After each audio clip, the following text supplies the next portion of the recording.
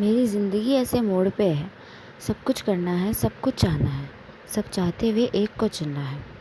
एक को चुनना ज़रा मुश्किल सा है, जिनके साथ मैं ज़िंदा हूँ, अब जीना उनको छोड़ के है।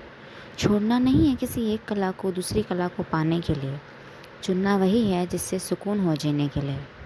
सुकून एक पल एक शख्स के साथ भी हो सकता है, पर वो शख्स हर पल सुकून शायद ही होता है। कला में सुकून लाना है, आत्मा को रानी बनाना है। आत्मा एक जीव की सच्ची सेवा से खिलती है, तब जाके उसे सुकून की राह मिलती है। चाहे उस सेवा में मरीज़ के लिए बिस्तर लगाना हो या फिर पापा के लिए एक गिलास पानी लाना हो। हर पल हर सेवा, हर एक चेहरे की वो खुशी सुकून देती है। करना वही है जिसे देख मेरे पापा कहें, ये मेरी बेटी है। ये कविता मैंने तब लिखी थी जब मैं फर्स्ट टाइम मैंने एक एग्ज़ाम की प्रिपरेशन करी थी। सोचा था कि प्राउड कराऊंगी पापा को, विश्वास दिलाऊंगी पापा को कि उनकी बेटी भी कर सकती है जो उनकी बेटी ने सपने देखे हैं। उनकी बेटी उन सपनों को पूरा कर सकती है। मैंने उस एग्ज़ाम की तैयारी करी, जितना मुझसे हो पाया, जितने भी ये सिचुएशन रहे, कोशिश करी। ना मेरे पास कोई कोचिंग थी, ना कोई गाइडेंस था, बट लगी रही और मेरा नहीं हुआ। उसी साल पेपर लीक हो गया और जितनी कट ऑफ जानी चाहिए थी उससे बहुत हाई चली गई।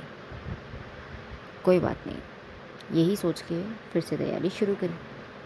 इस बार मेरे पास एक ऑनलाइन बैच था और कोशिश थी कि बहुत अच्छे से पेपर को कोड डिकोड करेंगे और अच्छे से प्रैक्टिस करेंगे। एकदम अच्छे से शुरुआत करी। 1 महीने तक बहुत अच्छा आया। मॉक टेस्ट में कभी ज़्यादा स्कोर नहीं बनता था, इस बार बहुत अच्छा स्कोर बना पहली बार में। प्रैक्टिस करी थी, मेहनत करी थी। फिर घर के काम शुरू हुए।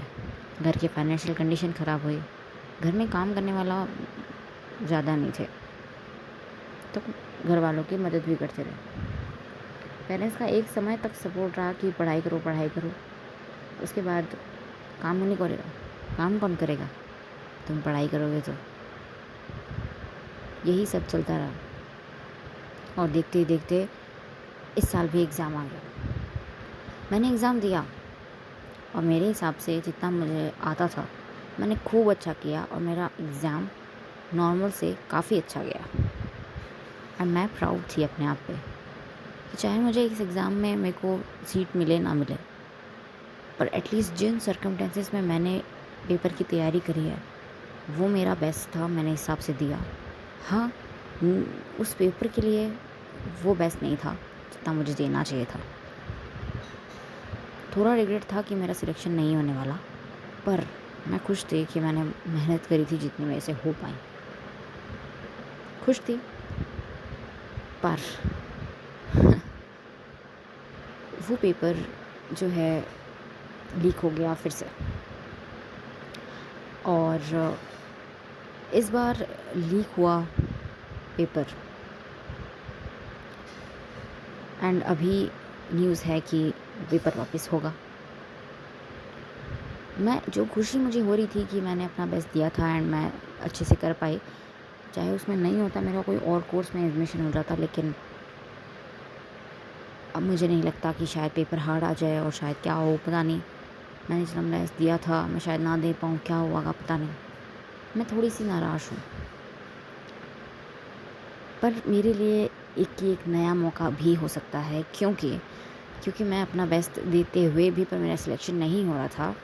अब मैं अपना अनलॉक कर सकती हूँ और ज़्यादा पोटेंशियल कि मेरा सिलेक्शन हो जाए इस बार एंड मुझे अगले साल के लिए फिर से तैयारी ना करनी पड़े या फिर मुझे कोई और कोर्स ना लेना पड़े।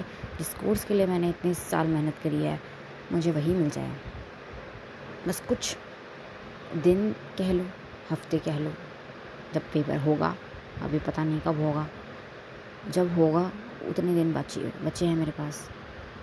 मुझे अपना 101 नहीं 1000% देना है इस एग्ज़ाम को लेके, ताकि वही फीलिंग जो मैंने पहले फ़ील करी थी कि मैं अगर पेपर गंदा भी जाए तो मेरे को रिग्रेट ना हो कि मैंने पूरी मेहनत नहीं करी।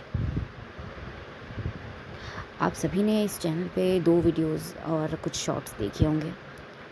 अगर आप पहले से इस चैनल पे हैं तो मैं इस चैनल पे मोटिवेशन स्टोरीज़ बनाना चाहती थी और वही बना रही थी पहले से। And because of my exams मैंने बीच में ब्रेक लिया था, जो कि मैं रिज़्यूम करने ही वाली थी।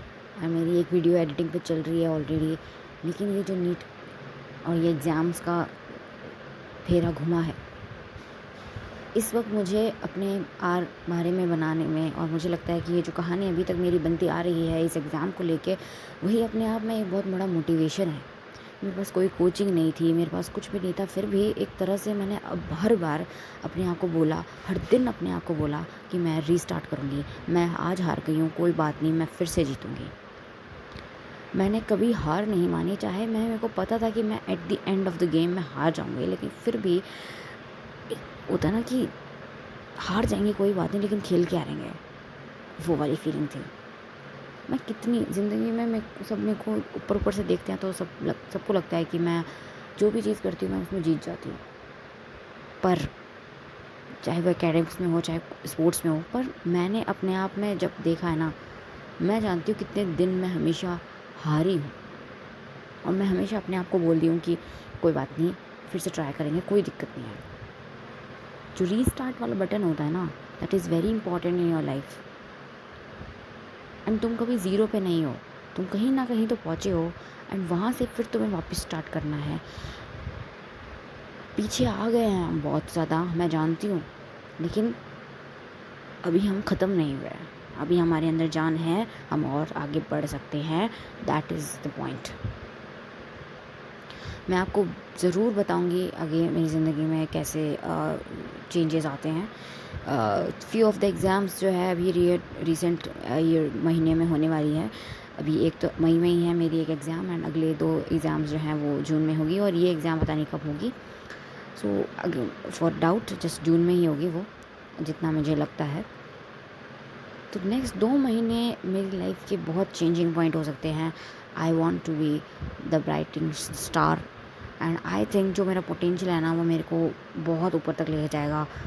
And see you in the next videos with another motivational story, either of some other person और आइदर ऑफ माइन ओनली। और ज़रूर हम मिलेंगे। See you. और अगर आपको वीडियोस पसंद आ रही हैं, मेरा काम पसंद आ रहा है, तो आप सब्सक्राइब कर सकते हैं, लाइक कर सकते हैं। एंड आप और ज़्यादा क्या जानना चाहते हैं, किस स्टोरी के बारे में जानना चाहते हैं, आप आइडियाज़ कमेंट कर सकते हैं। मैं प्लेलिस्ट बनाती हूँ जहाँ पे आप और ज़्यादा जो है कहानियों को अकॉर्डिंग टू द सेक्शन आप देख सकते हैं। मैंने कम्युनिटी पे भी मैं एक्टिव रहती हूँ, जहाँ पे आप अपने व्यूज़ भी वहाँ पे शेयर कर सकते हैं और चैनल से जुड़ सकते हैं। Thank you.